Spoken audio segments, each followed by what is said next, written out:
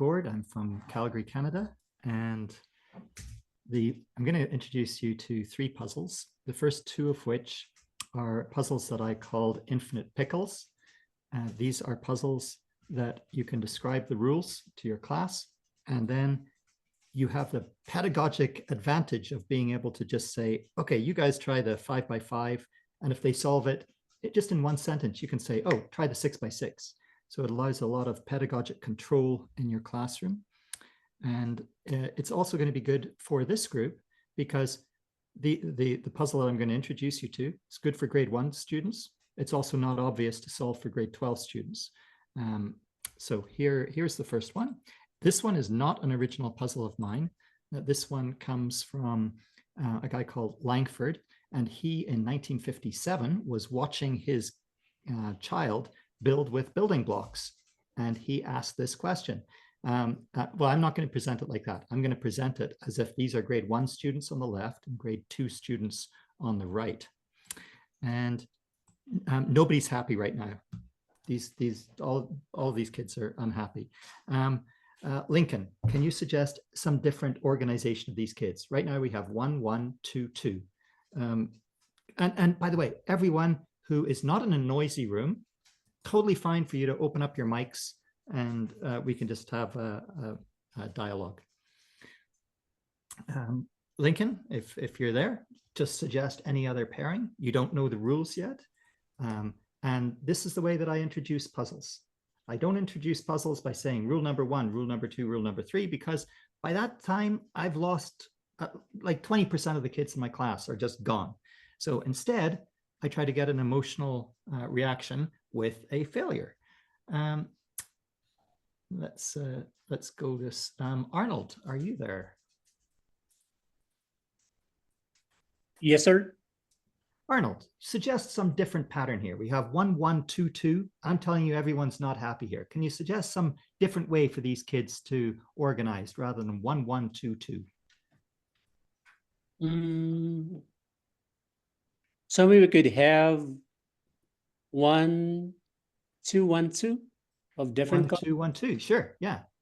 Okay.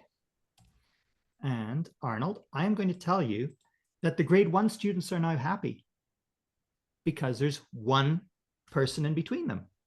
But the grade 2 students are still unhappy because there's only one student in between them, and those grade 2 students want 2 students in between them. So this is a failure. So whenever you're introducing this in the class, all the time you're introducing little bits of rules and you're giving little failures out to the classroom, but it's all tongue in cheek because the kids don't know the rules whenever they're doing it. Anyone else want to try? So you guys are adults, so I won't pinpoint you all the time, but in a classroom, I don't want to know what the top kids, the most extroverted kids think. I want to know what everyone thinks. So in a classroom, I would go on, Arlene, it's your turn. Come up with a different setup here. So Arlene, if you're there, come on in and suggest something different. 1, 2, 1, 2 made the grade 1 kids happy, but the grade 2 kids are still unhappy.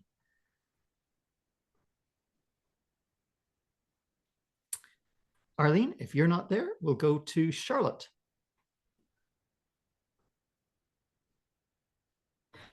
Hi, Hi, Charlotte. here. So, Yeah. So How about suggest some different pattern here. We've tried 1, 1, 2, 2. We've tried 1, 2, 1, 2. Just come up with a different pattern. What do you want to try? 2, 1, 2, 1. 2, 1, 2, 1. There we go. And here we have, oh, the grade 2 kids are still unhappy, but the grade 1 kids, you can see they have one student in between them. So the grade 1 kids are happy. So you guys are very good at making grade 1 kids happy, but not good at making grade 2 kids happy. Ms. Claw, I see that you're out there and that you are a grade 1 teacher. So can you make the grade 2 kids happy? 2, 2, 1, 1. 2, 2, 1, 1. I'm trying to see what combinations we've used. I don't know if we've used that one. Yeah, we haven't. So There's no kids between there's not two kids between the two grade twos, so they're not happy. And there's not one kid between the grade ones, so they're not happy. So you've made everybody unhappy. Okay, so again, you want the classroom to be very, very light. Whenever you invite kids to participate, it's really hard to think and to participate. In a group of 49 here, it's really hard to think and participate. So you're just trying to be very, very relaxed about things. Tim, any ideas for something that could make the grade twos happy and the grade one happy? Well, I don't know. Can we make the grade twos happy at least? What would make them happy? Yeah, okay. The grade twos would be happy if you have two other people in between them. So 2, 1, 1, 2. Yeah. So this is the grade twos are happy now, but the grade ones are unhappy. So this is, it's very hard to make everyone happy here. Next, here we have 1, 1, 2, 2, 3, 3. So the grade 3 students, they want to have 3 students in between them. The grade 2 students, for them to be happy, there have to be 2 students in between them. The grade 1 students have to have 1 student in between them. So can you make all of these people happy? So take 17 seconds of silence, so nobody speak. This is something I would use in the math classroom.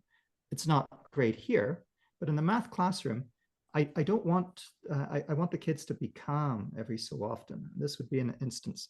I want you just to think calmly, and I don't look at the kids. Instead, I close my eyes, calm things down, maybe look at the board every so often. And then I'm thinking just for 17 seconds. Okay. Jeff, do you have any ideas? What here we have 1, 1, 2, 2, 3, 3. Everybody's unhappy, Jeff. Do you have any pattern that you want to try?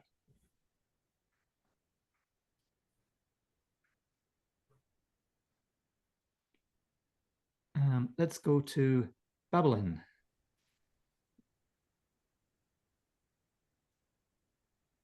I think we can have 2 in between of 1 and another 2 in between of 3. 2 in between ones. And another 2 in between of 3. Okay. And so again, I want everyone to think, are the grade 3s happy? Are the grade 2s happy? Are the grade 1s happy? So everyone think. I don't have hands raised. If you allow hands to be raised in your class, you tend to rob the experience of success that all kids can have if they're slow. So if you find the answer, but before you find the answer, 13 kids all around the classroom have their arms up, you've already failed in your own eyes. So I don't have hands up. Instead, I'm just keeping things calm. Charlotte, what do you think? What's happening here? This is Babylon's 1, 2, 1, 3, 2, 3. Which students are happy here?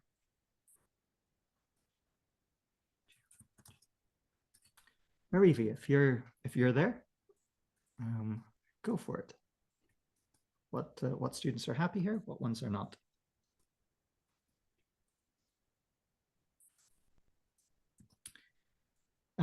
Yanaba, if you're there, which students are happy here? Which ones aren't? Any ideas?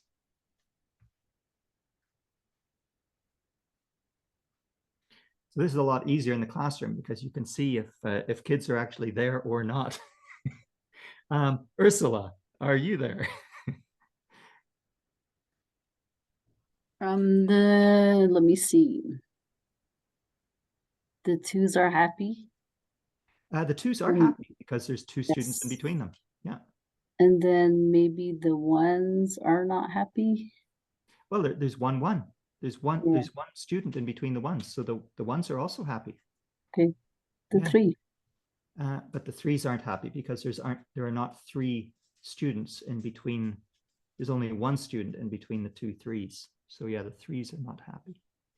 Okay, I'm going to now share this presentation, and I'm going to get you guys into breakout rooms. Are there any questions? Whenever you go into breakout rooms, you will get this presentation. Actually, I'll give the presentation first. There it is. You Karina had, probably should copy that presentation. Let me just show you how to do that. Karina So had her hand copy up. presentation. You can go up here to File, and you can make a copy for yourself. And you can make a copy of the entire presentation. And that will allow you to try to solve 1, 2, 3, and 4, 1, 2, 3, 4, and 5. So I've got a whole bunch that you can jump in here and try to solve. And I'm guessing that a lot of people are not even here. So I'm not going to do a huge number of breakout rooms. I'm actually just going to I'll do 4 breakout rooms. And hopefully you're going to have at least one other person who's present whenever we do this. Okay, here we go. And breaking out now. Any questions before we do it? Okay. And I've got 2 questions down here. The number represents the number of students that should be in between. Yes, that's right, Barsine. Yeah. Okay, here we go. And off you go. So room 1, room 2, room 3, and room 4. You can go to all of your rooms, and we'll meet back in 2 minutes. This is a very fast breakout. I just want you to feel comfortable, and then we'll come back again. 2 minutes to try to solve something.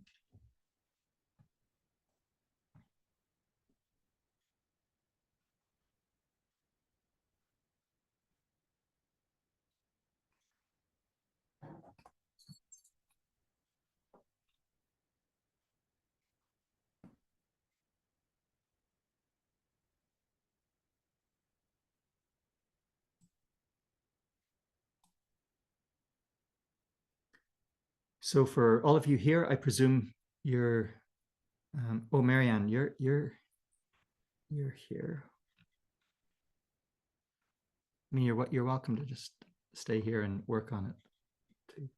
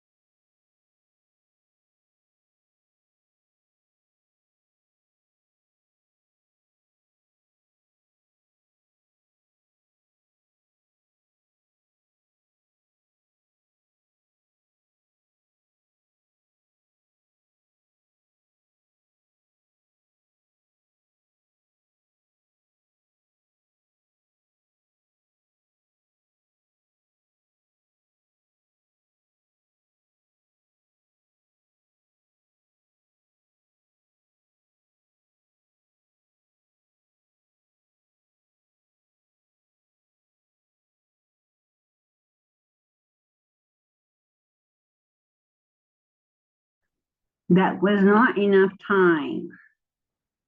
Yes, we're about to move the numbers. We were just about to move and open the Google Docs. It was not enough time. And You are Mr. muted. Gordon, you're in mute. So why do I do this ridiculously short time whenever I'm in the classroom? I will also give kids, okay, you've got 30 seconds to get a solution. Okay, why do I do that? In this case, why only 2 minutes? Like, it wasn't even 2 minutes, it was less than 2 minutes. So why do I do that? Well, we've all been in the situation where there's been a kid in the classroom who takes 5 minutes to find an eraser and a pencil and a paper and get them on the desk. So by saying 30 seconds to get a solution, you don't really expect solutions to come up. Instead, what you're doing is you're just trying to make sure that everyone gets on the same page. We clear up any problems. So one group wasn't sure, are we supposed to do 1 through 5? What are we supposed to do? So that was my fault. Like, I didn't tell you, oh, you should, you can choose whichever one you want to start on. Okay, so that's my fault. So it can be sometimes your mistake that you don't make things clear. It can sometimes be that the kids aren't clear, but just giving a really quick 2-minute or 30-second experience, it just gets everyone on the same page. So you guys have complaints. I didn't give you enough time. Good. So now we're going to go back into the same breakout rooms. Welcome back, everyone. So we are in the midst of this Langford pairings problem from 1957. Any ideas that you guys have? Any beautiful results? Any ugly results? Yeah, anything from that you want to share with the group? So maybe we'll start with group. With kids, I would say group 1, group 2, group 3, group 4. But with you guys, let's just, if anyone has something you want to share, just pop it out. I can see that this was one of the groups. This is the group that went to page 10. So this is their attempts, and you guys struggled, right? There's only one group of people that's happy here, and these are these grade 4 students who got happy. Is this even possible? So I will tell you that grades 1 through 5, it's impossible. You will not be able to solve this. Giving kids impossible problems and not telling them that they're impossible is really, really good. I won't tell you which other ones are impossible, but some of these are possible to solve. Like here, this one here, we can solve this. We can solve grades 1 through 3, and we can solve grades 1 through 4. So not all of them are impossible. Yeah, it was fun and definitely difficult. Good, good. Yeah. The other thing, why I call this an infinite pickle again, is because I can explain the rules, and then you know the rules. I should be sharing here.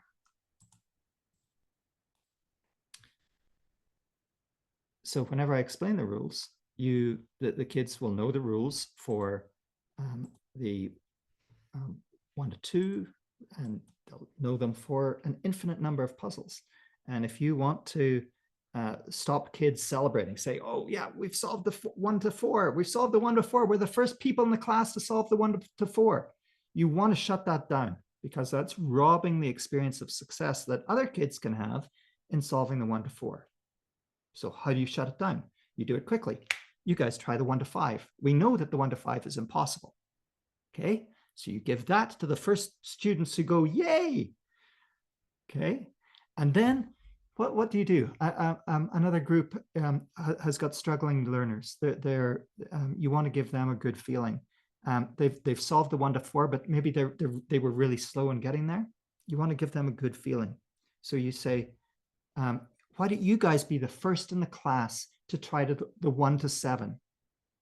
Now that sounds harder than the 1 to 5, but it's actually possible to solve the 1 to 7, whereas the 1 to 5 is impossible.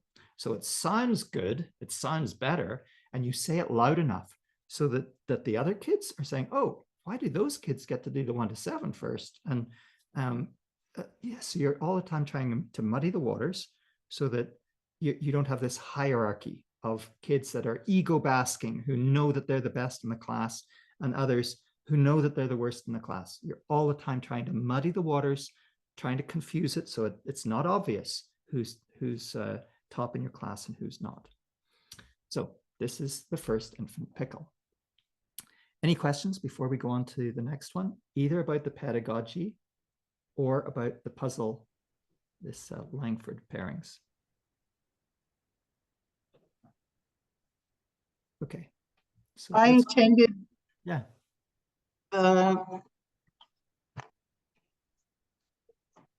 Los Alamos Math Science Academy, and they used to call kids hogs and logs. The hogs are all like Hermione, always wanting to give the answers, and the logs are the guys that just sort of sit there. Yeah. So our challenge was to overcome hogs and logs. Yes. And how do you have techniques to do that you like?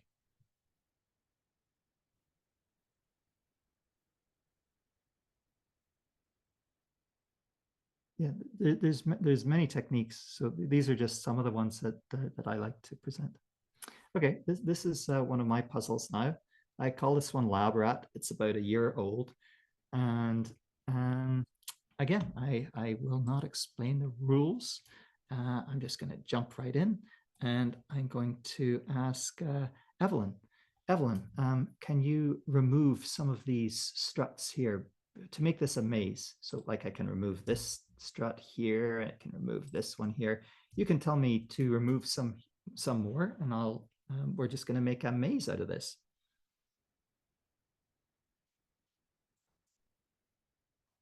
So how would you say to remove this one? You could just say, oh, let's remove the one in column 2 between B and C. Okay, so that's why I have these letters here and these numbers, just so the kids can get used to referring to these things, these struts, using coordinates. And I can use this down to, I mean, this is a little bit difficult, but maybe down to grade 3, definitely grade 3, maybe grade 2. Shavona. So I'm just going to keep on removing them whenever I'm waiting for you guys to input some more ones. And you said we're trying to make it like a maze, you said, right? Yeah. Yeah.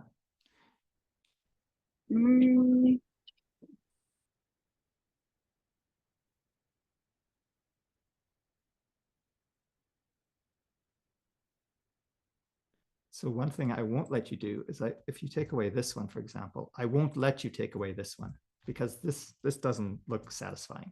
So yeah, you have to have, I'll tell you what you have to have. You have to have exactly one way to reach every one of these squares. So there's exactly one way to reach B1. You have to go this way, down, and left. Okay, so that's what I'm going to insist on. But you know, we can play around here. We have this and maybe this and this. Okay, so this would be a completed maze. There's one way to reach everything here. And now it's time to score the maze. We're scoring the maze to see how difficult is this for the rat to get around. So that's the kind of thing we're going to be doing. We're going to be scoring each of these mazes. And yeah, that's the objective here. Here's, you know, let's say here's a maze. I don't know, like this, and like this, and like this. Sure. Or like this. Yeah. Okay, so how do you score a maze? Any ideas? Okay, so how you score it is you ask the rat, what's the furthest that you can get from your starting location?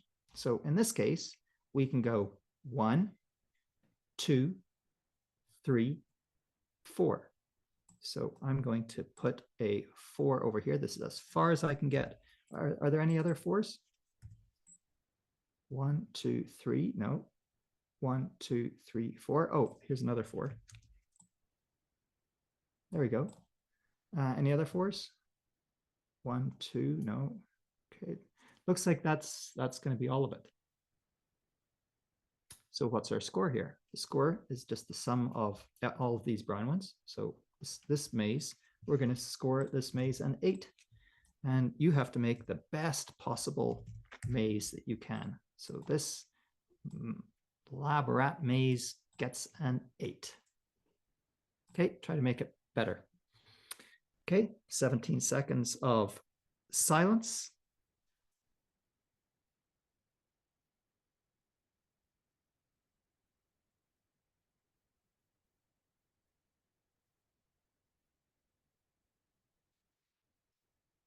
Okay, Melissa, do you want to come up with some, you can just, why don't you just direct me? Maybe that's a better way. So I'm starting off with the rat here, and you can tell me to go down or right or up, or you can tell me to go back to my original position, and we're just going to build a maze like that. So Melissa, you're up. Tell me what you want me to do with this rat. We're going to build this maze together.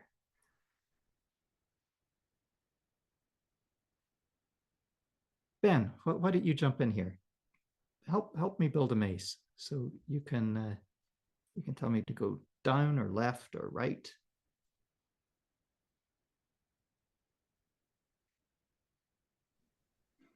I go right, down, down, right, and then up, up. Right, down, down, right, up, up. Like that? Thanks, Caitlin. Yeah. That's cool. We still have to get into these ones. So we haven't finished constructing the maze. We can just go like this and go like that, for example. Now the maze is constructed. Now it's time to score it. So this is Caitlin's maze. It's really fun whenever you're in the classroom to name the hypotheses, to name the mazes after people. So this is Caitlin's rat maze, and let's see how it scores. So we go 1, 2, 3, 4. So this is this the furthest we can get? 4. 1, 2, 3, 4, 5, 6. No, we can get 6. So here we go, and that scores a 6. Are there any other 6s? No, there's no other 6s. So we add up all the 6s, and this rat maze gets a score of 6. Yay. Okay, so that's Caitlin's rat maze. Kristen, why don't you jump in there and have a go at making a maze? So we've had 2 mazes so far. We've had this one. The furthest the rat could get was 4. We've had this one. Furthest the rat could get was 6.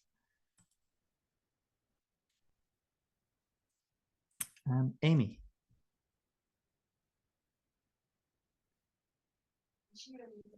I guess A2, A3. Like this, A3, like this. And then go down to B3. Yeah. B2. Like this. Yep, and B1. Yeah. Down to C1, C2, yeah, and C3. Okay, and what do you think? Is this going to be pretty good, Amy? Yeah, I think it's Yeah, what? you like this. I know. Okay, here we go. So here we go. 1, 2, 3, 4, 5, 6, 7, 8.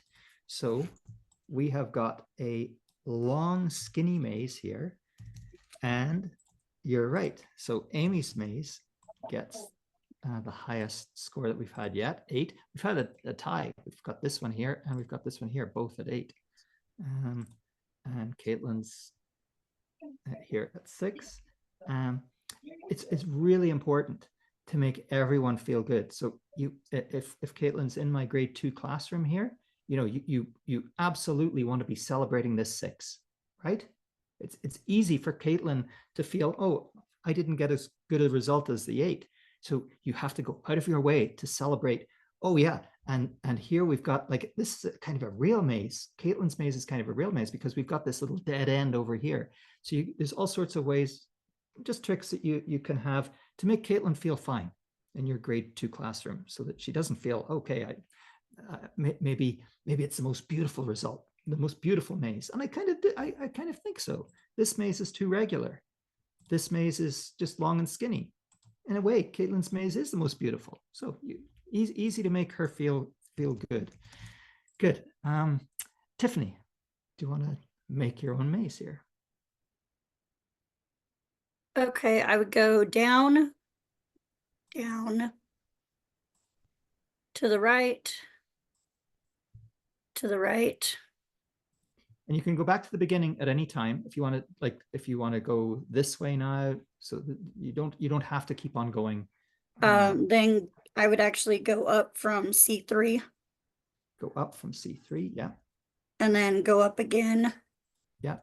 and then go left Uh-huh. and then down. Okay. So what are we going to call this, Tiffany? Or like this is kind of a whirlpool maze. And let's see, what do we get here? 1, 2, 3, 4, 5, 6, 7, 8. My goodness, like it is possible that this is the best result that is possible with this maze, because again we have 8, and there's no other 8s that we can write down. So that is that. So we've got this maze here, and we've got where we could write 4 twice. And then we've got these ones here where we just have one really long, skinny one. Okay. One key gill. Go ahead. Try making your own maze.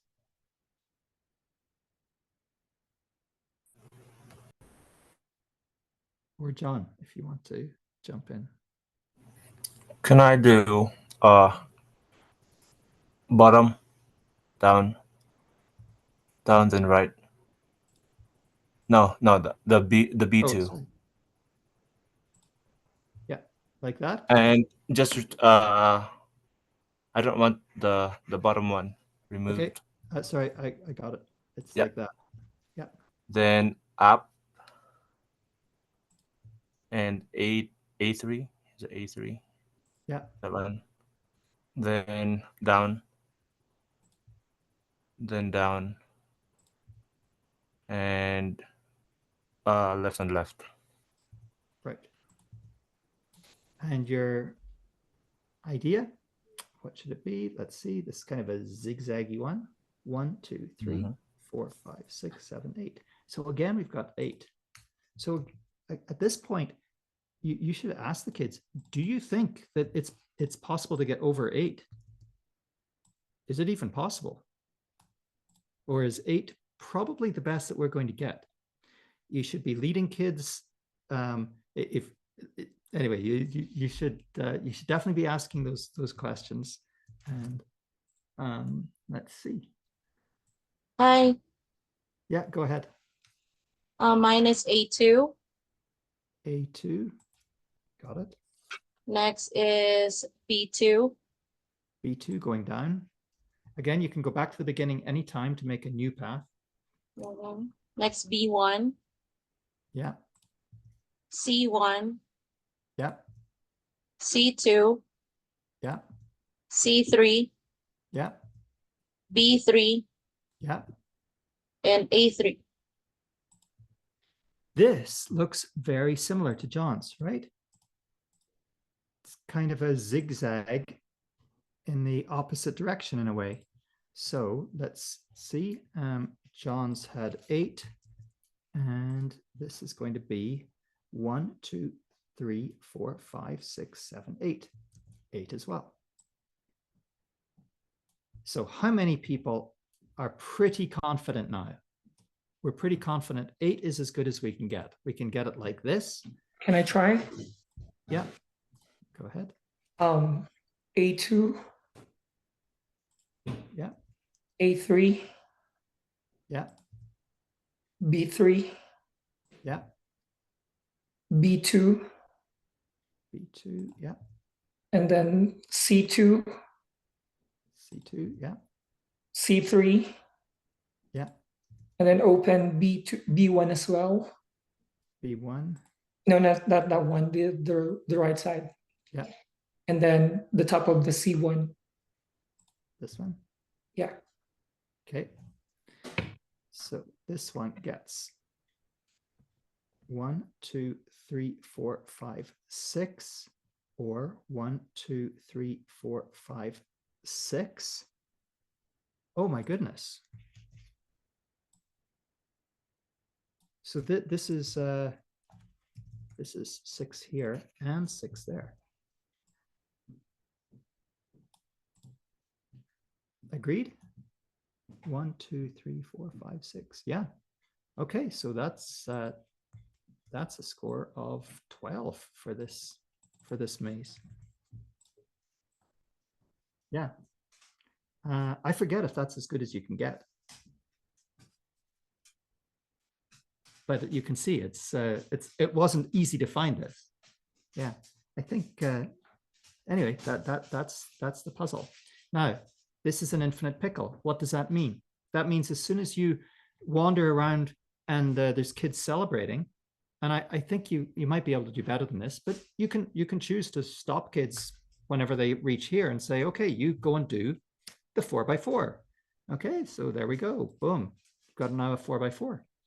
Okay, it gives you such control in the classroom to have these infinite pickles that you can, at any time, you can just snap your finger and you can say, oh, you guys try a 3x4. They know exactly the rules of the puzzle, and these are not obvious puzzles to solve. Sorry, I've got a little bit of a noisy dog here. Let's see. Can we get that dog outside? Okay, thank you. So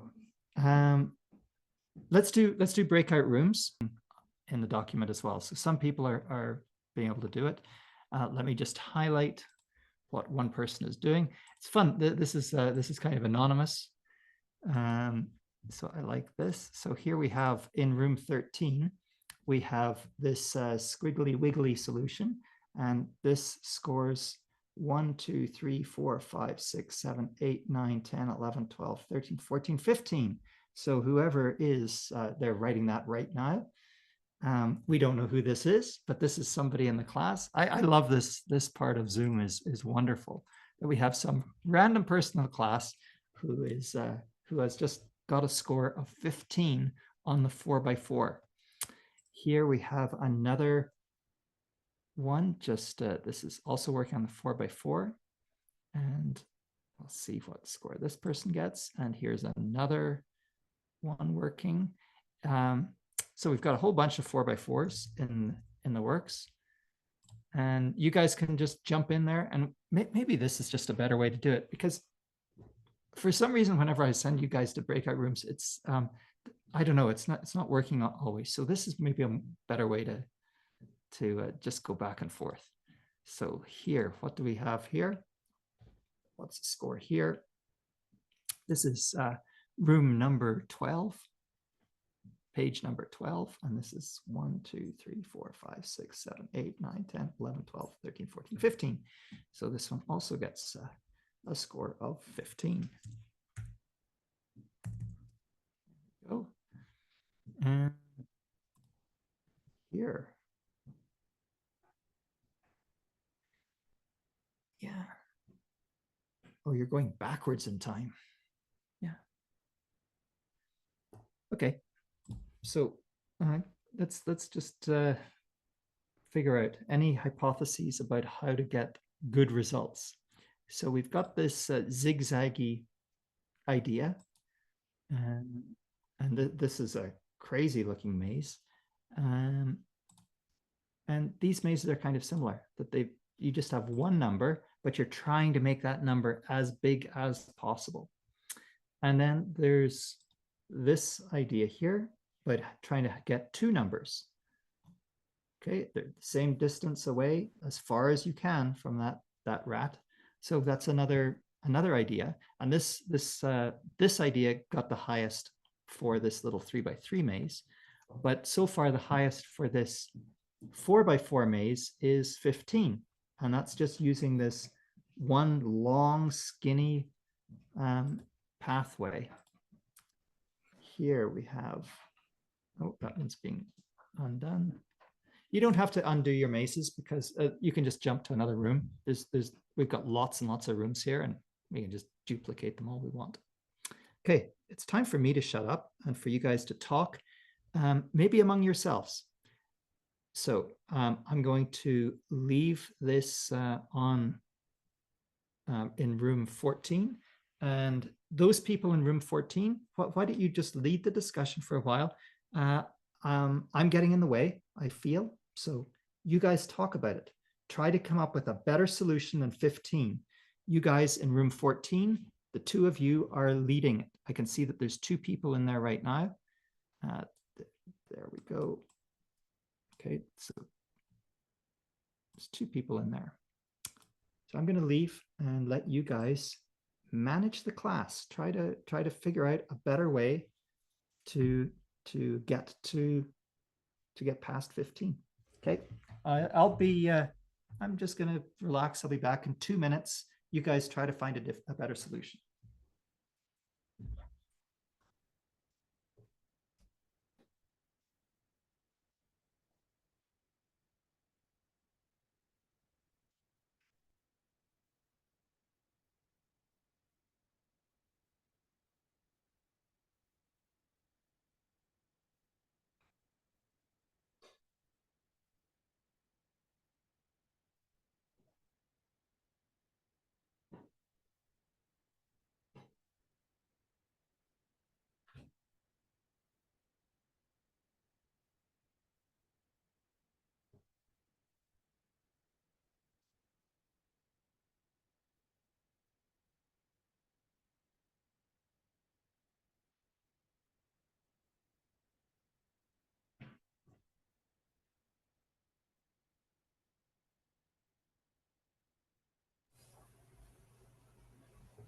No.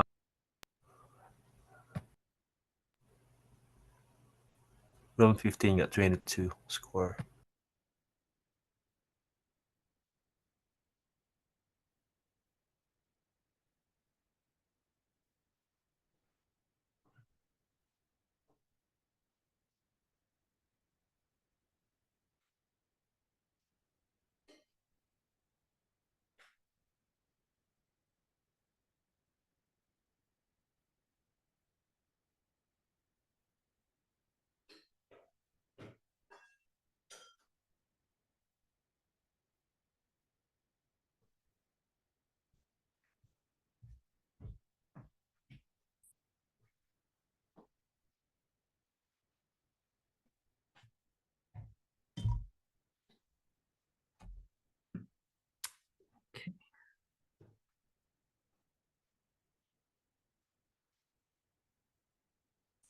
So any better results than 15?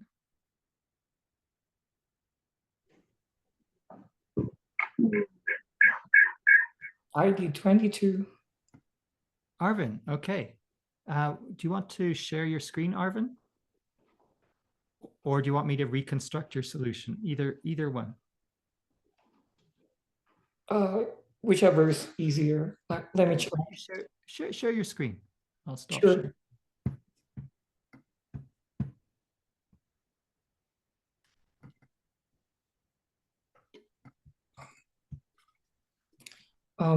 It's not working. I don't know what's happening. Can you please help me just like navigate on the maze?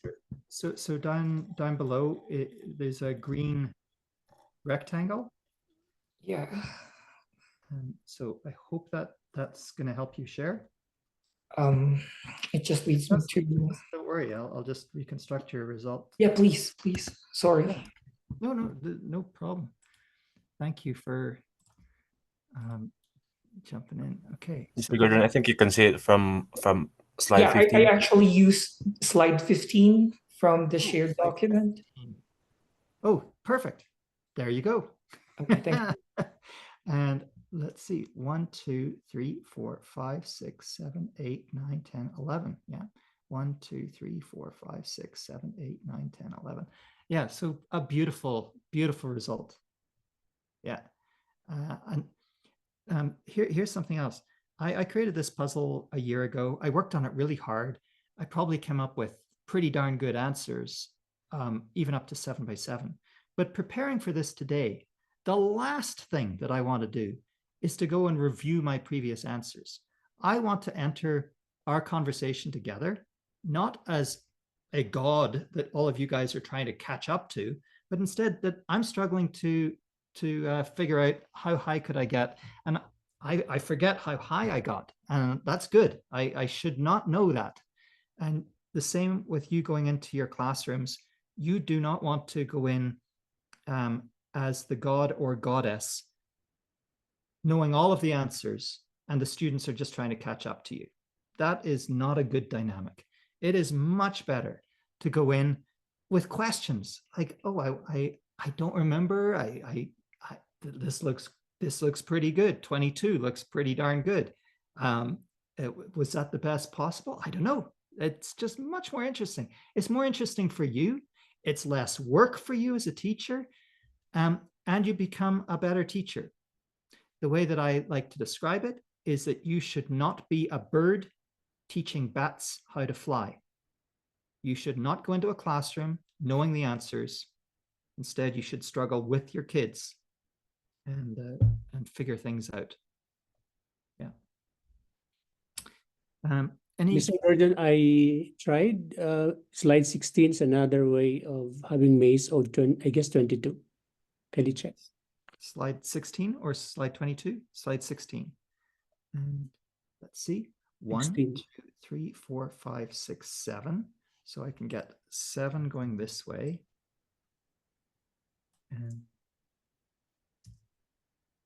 1, 2, 3, 4, 5, 6, 7 here. And 1, 2, 3, 4, 5, 6, 7, 8 here. So I only take the highest, which means I have to get rid of these ones. So this one only scores 8. Okay. Right, Arnold? So again, if this happens in your classroom, you want to make Arnold feel good. He's gone out of his way to suggest a solution, and you have to make Arnold feel awesome. Okay, this is a huge part of your job, because you want to remove the stigma of that Arnold shouldn't be sharing unless he's got the best possible result. No, Arnold shared here, didn't end up with the best result. So yeah, find something to just make Arnold feel really good.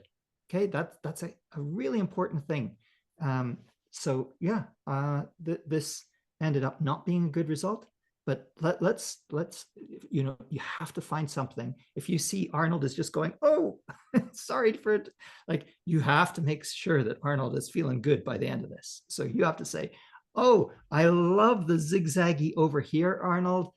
Imagine this in your grade 2 class. I love that you go zigzaggy over here, and then this part is totally different. And you can make Arnold, you can come up with some way to make sure that Arnold leaves this class feeling good that he has shared something. Okay. Thank you. Yeah. And I know you're an adult, so it's different, but there's still, it's just so important for your kids to remove that stigma of failure, so your kids just feel happy to share. This isn't the best result, but I want to share it anyway. That's great. If you have a class like that, oh, that feels good to be a teacher in a class like that. Anyone else want to share? You can just jump in. I see someone's. I got 18. 18, yeah, sure, Nicole. Which on slide 12. Slide 12. And oh, you've got your own. You've got your own version. Yeah. So you copied this thing, which is good. Yeah. Yeah. So do you want to share your screen? I can't share from here. Okay. Okay. So I can try to reproduce it if you want to just describe. Okay, so I got rid of the line in front of the rat. Both of them? Just Just the top. Okay. Yeah, you can just say down, left, right, and then we can go back to the route again, and you left. can say again. Left. Left. From where? The line between 2 and 3. Okay. Left. And then down. Then down. Down. And then left. Left. Left. Then go back to the line 3 and 4 on row C. Get rid of that one. Got it. Then go right. Right. Then up. And we still have to open up this, but we could open that up in any way that we want. Okay. So, is that right? Is that good? Yeah. Okay. So, does everyone want to work through this and figure out the score?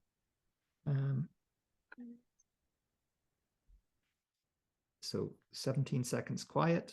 Everyone figure out the score for themselves, and we'll see together.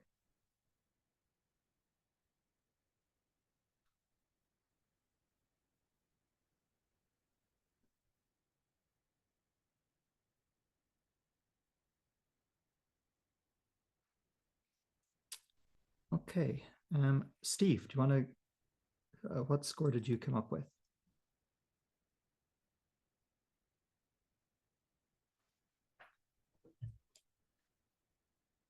Or Alida?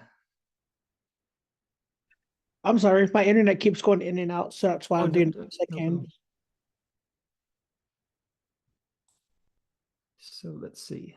1, 2, 3, 4, 5, 6, 7, 8, 9.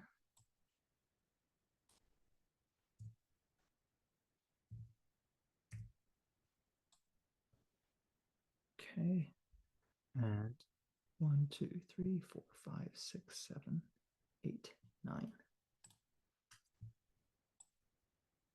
So 18. So a score of 18 is really good. Our previous high score. Should we not count the middle part? 1, 2, 3, 4, 5, 6, 7, 8, 9. Oh yeah. Means she get 27. So 27. Okay, so there's another example. You do not want to be leading. I did notice that. But that is not your job as a teacher to find that.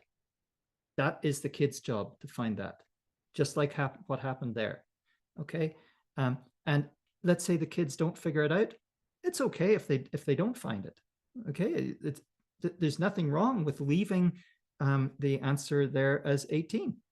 Okay, now what you might want to do in that case is you leave that up in a prominent place, and then you have a child in the classroom who's struggling with self-esteem, and you go to that child and you can say, can you make sure that 18 is correct there? Can you just check that and just make sure that we're not missing something? And then just leave and let that child be the child who figures that out for the whole class. So good. I also have my looks... example. Oh. Sorry? I also have my example, slide 16. 16. Oh, is this on your own sheet? On your own? No, it's not. This is 16. So slide 18.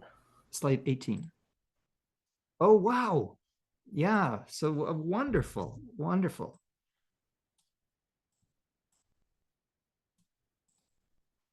Yeah, great. Yeah, so that's it for today. It was just ended up to be 2 infinite pickles. But I hope that you leave today with an idea. And these infinite pickles, I've got many of them for free. My website is totally free. So mathpickle.com is my website. Let's just go there. So this is a Kickstarter I'm running right now. For those of you who are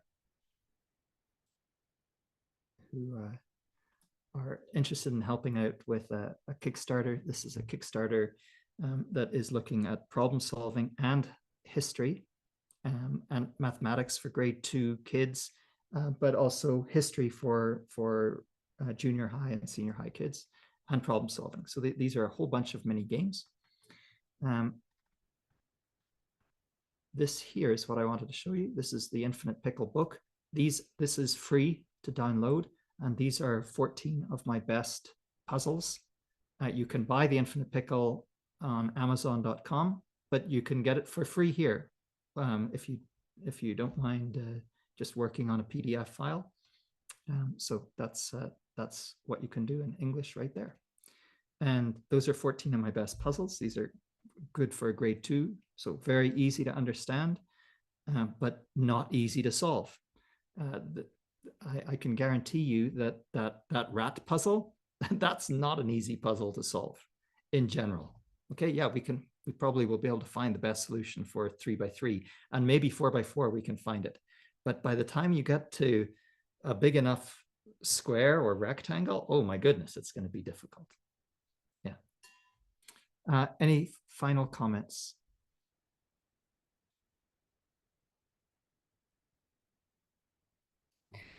I just wanted to say thank you. I'm gonna I notated your website. Good. Yeah, I'm here to support any way. The one thing that I always leave with is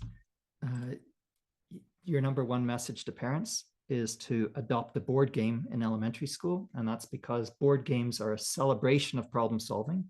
And your number one goal in elementary school in the math class is to get kids to think. And board games are the best way to do that, or card games, board games.